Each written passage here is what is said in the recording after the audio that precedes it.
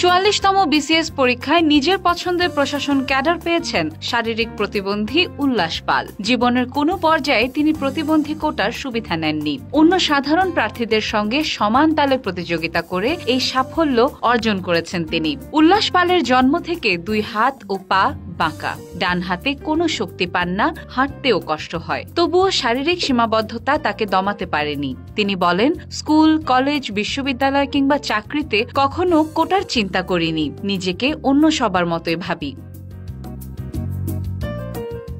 উল্লাসের প্রাথমিক শিক্ষা জীবন শুরু হয় শরীয়তপুরের কার্তিকপুর পালপাড়া প্রাথমিক বিদ্যালয়ে। এরপর কার্তিকপুর উচ্চ বিদ্যালয় থেকে জিপিএ 5, ঢাকার নর্দার্ন কলেজ বাংলাদেশ থেকেও এইচএসসিতে জিপিএ 5 অর্জন করেন তিনি।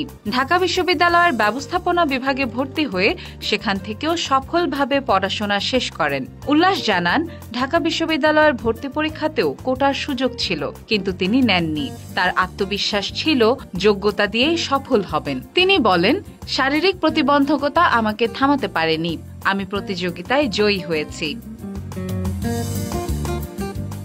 উল্লাস পাল বর্তমানে 43তম বিসিএস এ শিক্ষা ক্যাডারে নিয়োগ পেয়ে নড়িয়া সরকারি কলেজে প্রভাষক হিসেবে কর্মরত। 40তম ও 41তম বিসিএস এ কাঙ্ক্ষিত প্রশাসন ক্যাডার না পেলেও 44তম বিসিএস এ তিনি অবশেষে প্রশাসন ক্যাডার পেয়ে স্বপ্ন পূরণ করেছেন। আগের মৌখিক বোর্ডে শারীরিক প্রতিবন্ধকতা নিয়ে নেতিবাচক প্রশ্ন শুনলেও এবার আন্তরিকতা ও উৎসাহ পেয়েছেন তিনি।